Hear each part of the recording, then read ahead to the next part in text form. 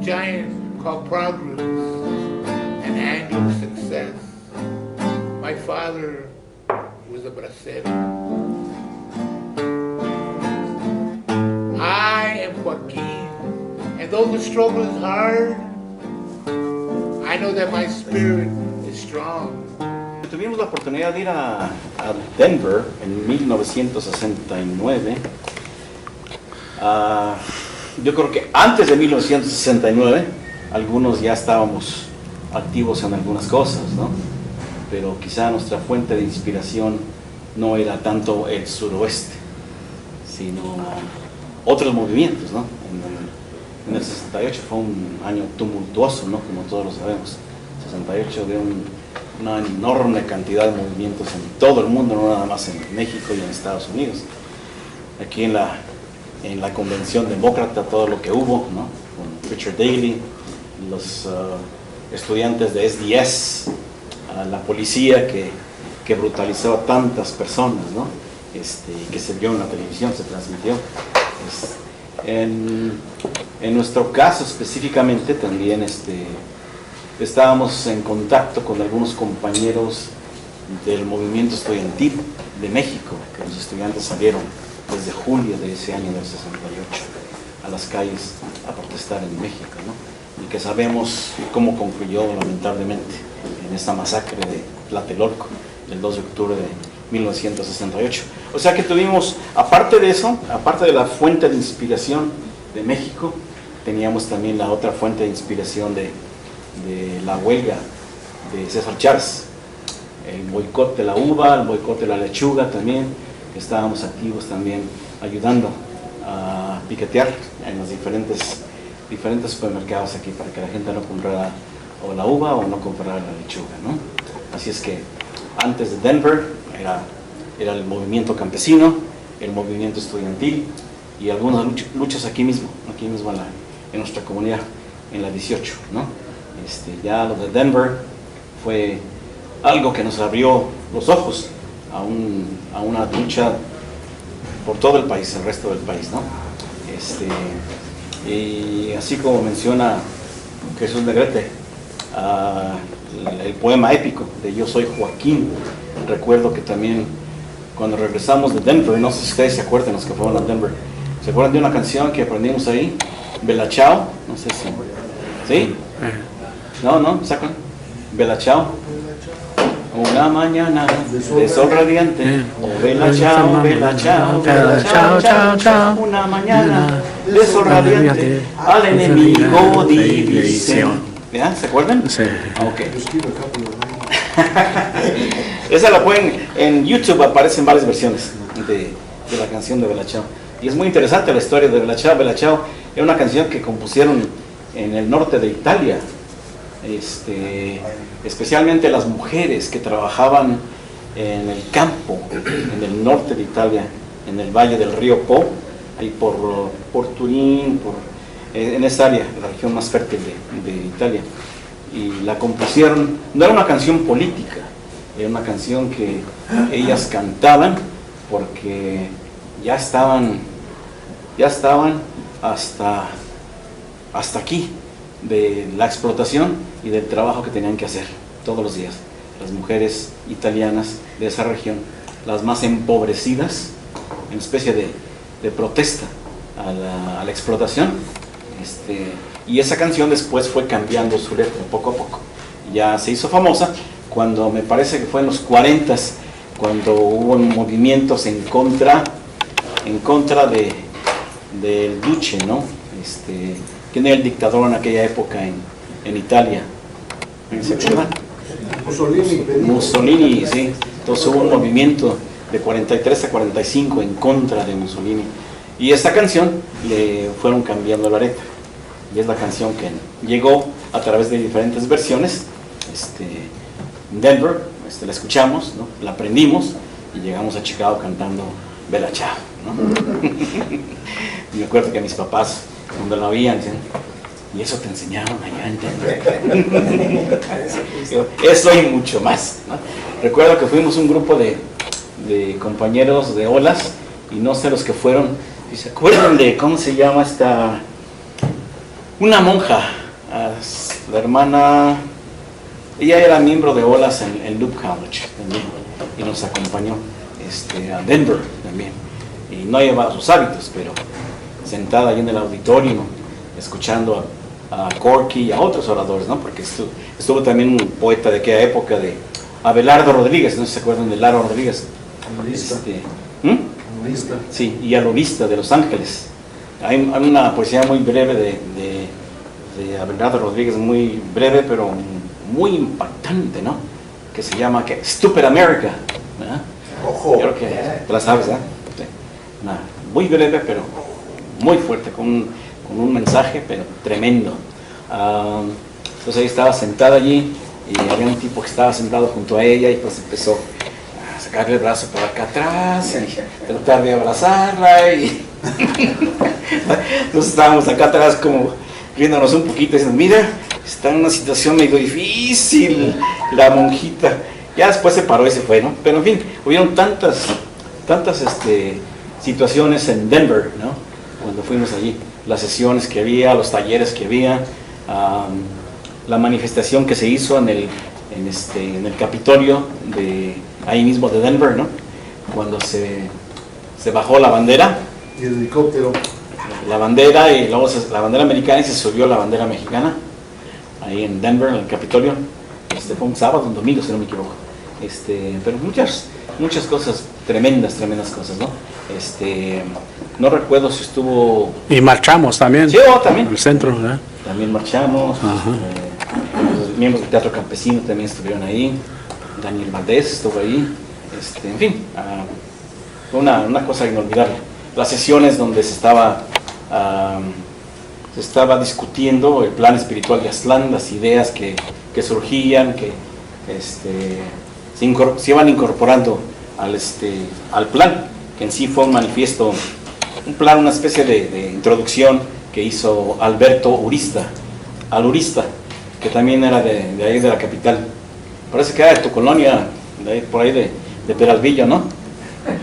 Edgar, bueno, en fin, Alberto Urista, el nombre de este poeta. Él fue el que contribuyó, básicamente fue el que le dio el toque inicial y el toque final al plan espiritual de Aztlán, ¿no? O sea que fue el plan espiritual de Aztlán.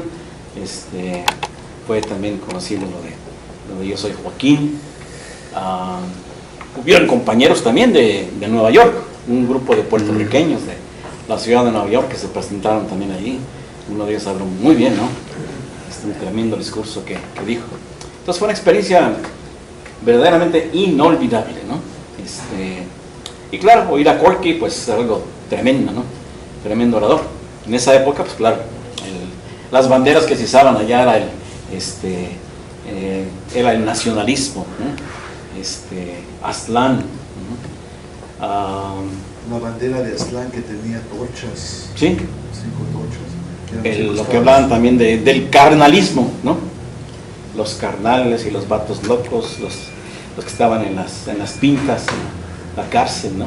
En fin, muy interesante todo, muy interesante. Ya regresamos acá y es claro, eso nos dio mayor energía, mayor visión para hacer las cosas aquí en Chicago. Nos alimentamos mucho de eso. Claro que sabemos que era una visión bastante nacionalista, ¿no? Y aquí teníamos también a veces contacto con otros grupos de izquierda, ¿no? Los grupos socialistas, grupos comunistas, en fin, y a veces había algunas diferencias de opinión, pero bueno, yo creo que sin duda la conferencia de Denver fue un gran parteaguas para nosotros aquí en Chicago. Entonces, después ya claro, supimos de los líderes, otro de los grandes de Nuevo México, bueno, originalmente de Texas, pero que se crió en Nuevo México, especialmente en tierra amarilla, y que murió hace, ¿qué? 4 o 5 años. Reyes López Tijerina, Rodolfo Corky González, César Chávez, y el fundador de Mayo y de la Raza Unida Party. ¿Se acuerdan de él? Luis. No. Ángel Gutiérrez. No Luis. Ángel Gutiérrez, Gutiérrez. pero José Ángel Gutiérrez. José Ángel Gutiérrez, sí. Los cuatro líderes máximos o más conocidos, más populares del movimiento chicano, ¿no? Hay veces que, el otro día estaba leyendo algo sobre un poeta chicano también de Denver, y él criticaba bastante, de una manera feroz en realidad, criticaba ferozmente a Corky González, a Reyes López Tijerina, a José Ángel Gutiérrez. Al único que no criticaba era a César Chávez, ¿no? Muy interesante, pero en fin, después quizá en otra ocasión hablaremos un poco de ese poeta,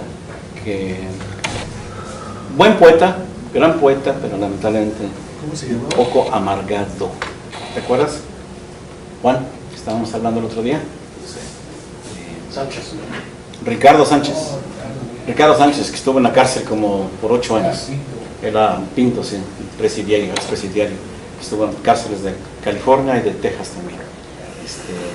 Estaba lleno de amargura, de rencor, de odio, en fin, le tiraba mucho a Estados Unidos, al gobierno, al sistema capitalista, pero también se despotricaba en contra de los líderes del movimiento chicano, en fin, pero contribuyó también bastante. En fin, tenemos muchos personajes en el movimiento chicano, no nada más los 4 grandes, ¿no? Hay otros líderes chicanos también, no de tanto renombre, pero también que contribuyeron bastante al movimiento chicano, darle dirección en muchas áreas, ¿no? Muchísimas áreas, que después a ver si podemos hablar un poquito de ellos en otras sesiones futuras, ¿no? Lo que quisiera pedirles es, ¿quién de ustedes? Don Candelario, él estuvo leyendo algún material para compartir con nosotros. El señor Candelario, el compañero Candelario, y yo y Arturo, ¿dónde se fue Arturo? ¿Ya se fue? De una manera muy informal, así nos conocimos en el suroeste de Chicago, allá por la Kedzie, por la Pulaski, por la 63, y empezamos a hablar sobre algunas cositas, y se nos ocurrió precisamente, como nos gustaba a todos, a los 3 ríos, por eso decidimos organizar algunas sesiones sobre la obra de Ríos. Desde el año pasado empezamos con septiembre, octubre. Entonces, estas sesiones son especialmente parte de esto que hemos hablado. Así es que le voy a pedir al compañero Candelario que nos hable un poquito sobre algunas cositas que descubrió, que le llamaron la atención sobre la vida de él. 2 obras teatrales que él escribió, hay varios discursos también que él dio. El discurso está en un discurso famoso que durante la conferencia de la Raza Unida en El Paso en 1972, donde se unieron los 3 líderes grandes, excepto César Chávez. Él nunca quiso afiliarse con los demás movimientos por muchas razones, ¿no? Él no participó en estos movimientos, se limitó a trabajar en California, y es más, en el 68, después de la muerte de Martin Luther King en abril, ya se había programado una marcha en Washington, The Poor People's March, la marcha de los pobres en Washington, D.C., a la cual fueron Corky y su grupo, Reyes López Tijerina también, y el que nunca se presentó lamentablemente fue César Chávez y su grupo. Pero es muy interesante ver la dinámica del movimiento chicano y cómo cada uno de ellos enarbolaba una bandera, ¿no? La tierra, la lucha por la tierra de Reyes López Tijerina, de José Ángel Gutiérrez, claro, el organizar a los jóvenes desde el grupo Mayo, que organizaban Mexican American Youth Organization en San Antonio, y después la organización política con el partido La Raza Unida, que en algunos lugares, algunas personas hemos platicado y algunos han sugerido, bueno, ¿por qué no revivimos un tercer partido, no? Puede ser la Raza Unida Party o otro partido. Sabemos que los republicanos, pues, ni para qué pensar que nos vayan a aceptar o que vayan a coincidir con nosotros. Los republicanos Los demócratas, no todos, pero muchos de ellos son un poco hipócritas, ¿no? Dicen estar con nosotros, pero nada más dan 3 pasos para adelante y luego 4 para atrás, ¿no? Que en realidad el futuro de nuestra comunidad es el de empezar a formar ciertas bases políticas, y no me refiero nacionalmente, sino lugares, por ejemplo, Carpentersville, por ejemplo, ¿cómo se llama el otro suburbio que está aquí cerca? Waukegan. ¿Cómo? Waukegan. Waukegan, sí, hay otro suburbio más pequeño, como de 10,000 habitantes, en el lado oeste de Chicago, que el 90% son mexicanos, y el jefe de la policía es gringo, descendiente de italianos, el presidente del poblado es también italiano, o sea, todo el poder lo tienen ellos, aunque la población mexicana, el 90%, sea la mayoría. Sounds like Cicero. Exactamente. Stone Park. Stone Park, yeah, right. Stone Park. Melrose Park, too. Pegadito a Melrose Park, yeah. Entonces, o sea que ese modelo podría quizás funcionar en algunas localidades, no afiliarse con el partido demócrata, porque no ha reconocido muchas veces nuestras necesidades ni las ha impulsado la lucha nuestra, ¿no? Que quizás sea necesario ver otro partido, qué tan factible sería organizar algo en otros lugares, ¿no? Para no estar dependiendo nada más de que nos ayuden a nosotros, los pobres chicanos, mexicanos, mexicano-americanos, los demócratas, ¿no? Pero bien, es un tema para otra ocasión. Cambio. Bueno, pues yo desafortunadamente pues no lo que estuve leyendo está en inglés y mi inglés no está tan bueno para tratar de traducirlo al español. Es mi lengua natal y me lo dieron en inglés, y lo que entiendo aquí que fue organizado en 1969 la conferencia de la Juventud Chicana. Fue en esa fecha, en 1969, en Denver, Colorado. La cruzada de la organización fundada por la justicia, por los derechos civiles, Cruzada por la justicia. Ajá.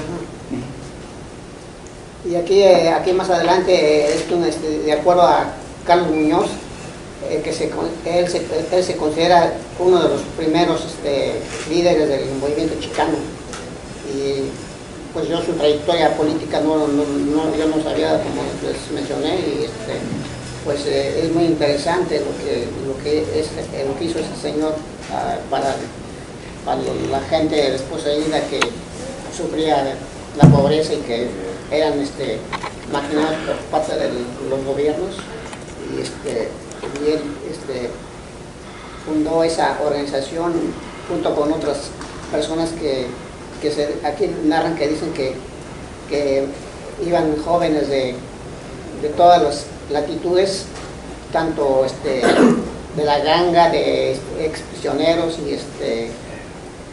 y gente que le gustaba mucho luchar por los intereses del pueblo, y dicen que lo recibían con entusiasmo, con cariño, pues que sabían que había alguien que estaba representándolos, y pues es una cosa bonita.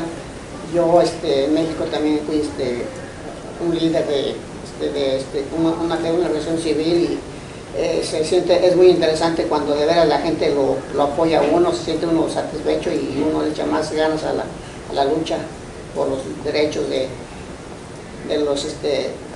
la gente del pueblo, y siempre me he caracterizado por tratar de hacer lo que yo siento en mi conciencia que debo de luchar, y así este personaje, pues yo desgraciadamente, como les digo, no puedo leer mucho de inglés, pero sí me doy a entender que fue un gran personaje, y aquí hablo de una breve biografía de González, que durante los finales de la high school y su puentes el verano, Cookie trabajaba duro para ahorrar dinero para el colegio, para la educación, con intereses en ingeniería, y Denver pero después en el primer cuarto regresó de las finanzas que eran insoportables. Rodolfo usó la carrera en el boxeo, y pues yo también me gustó mucho el boxeo, y pues ese personaje nunca lo oí mencionar en los boxeadores que yo eran mis ídolos en esa época cuando yo era joven. Desgraciadamente pues, yo esta persona no la conocía hasta ahora que tratamos este asunto. Siempre hemos tratado de hablar de personajes que a veces la historia no los reconoce o no son conocidos a nivel nacional o a nivel mundial, y esto es uno de los personajes que yo no lo conocía, y he leído mucho de muchos personajes como un Rubén Jaramillo allá en México, que casi la gente no lo conoce. Así está este personaje que no saben de su trayectoria política y su lucha para apoyar a las masas. Y pues es todo lo que yo les puedo decir, porque desgraciadamente yo el inglés no lo entiendo mucho, y pues es interesante que estemos aquí reunidos para que podamos aprender. Todos los participantes que estuvieron con él en las buenas o en las malas, en donde ustedes lo apoyaron, la gente que está aquí en este lugar que lo conocieron, sería más interesante que ellos hablaran más sobre él, para que así pueda documentarse más los que no sabemos. Y pues es todo lo que yo les puedo proporcionar. Gracias. Candelario, en tratar de leer ese documento en inglés, yo creo que es un indicio de lo poco que hay en español sobre las luchas del movimiento chicano. En español hay muy poco. Que yo sepa, no hay gran cosa de libros traducidos al español. Quizá el que más libros tiene, no que los haya escrito él, sino que se han escrito sobre él y su lucha, es César Chávez, ¿no? Y algunos de los libros de él sí están traducidos al español. Pero algún libro o artículos, yo creo que son contadísimos los que están en español sobre Coqui González. Inclusive sobre Reyes López Tijerina. Reyes López Tijerina escribió un libro hace años que volvió a editar José Ángel Gutiérrez, que se llama El Tigre, si no me equivoco, que es el apodo de Tijerina.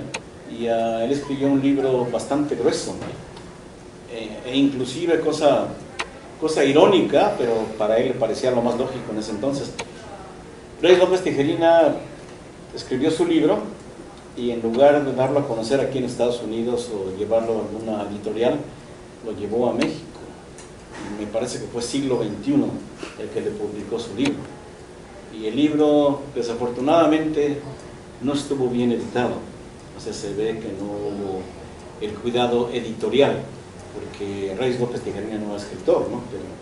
Y tenía bastantes errores, no nada más de ortografía, sino de sintaxis y otras cosas, ¿no? Entonces se ve que la editorial no tuvo mucho cuidado, no le prestó mucha atención a esa obra de Reyes López Tijerina, y que volvió a salir hace algunos años, ya más concisa, no tan extensa, y gracias a la ayuda que le dio José Ángel Gutiérrez. Es que si alguno no ha leído ese libro, se lo recomiendo para que conozca uno un poquito más la trayectoria de cada uno de nuestros líderes, ¿no? La lucha de Reyes López Tijerina tiene vigencia en la actualidad, porque pues él lucha por las tierras que fueron confiscadas, que fueron robadas, que fueron arrebatadas, ¿no?, a los habitantes de Nuevo México, y que según el Tratado de Guadalupe Hidalgo daba garantías de que los poseedores, los dueños de esas tierras permanecerían siendo los dueños. Sabemos que a través de trucos legales, a través de la violencia, a través de la intimidación, a través del engaño, fueron despojados de la mayor cantidad de sus tierras. Y esa lucha, no creo que en Nuevo México alguien más haya tomado esa bandera, ¿no? Y es una lucha que Reyes López Tijerina quiso llevar a México también. Se entrevistó con algunos funcionarios del gobierno mexicano para ver si el gobierno mexicano podía tomar esa lucha, esa bandera, y por lo menos presentarla ante un foro internacional, como es las Naciones Unidas, pero el gobierno mexicano se negó a hacerlo. Entonces el único gobierno que se interesó y que presentó la lucha por la tierra en Nuevo México fue el gobierno cubano. Y sí, su representante, su embajador de las Naciones Unidas, no recuerdo el año, presentó el tema y lo habló, ¿no? Que era una violación descarada del Tratado de Guadalupe Hidalgo de 1848. Pero claro, aquí no tuvo resonancia, el gobierno de Estados Unidos no dijo nada, se quedó callado, y nadie más, ningún político mexicano, latino, tampoco comentó sobre el tema. Algo parecido a lo que está pasando ahorita en Palestina.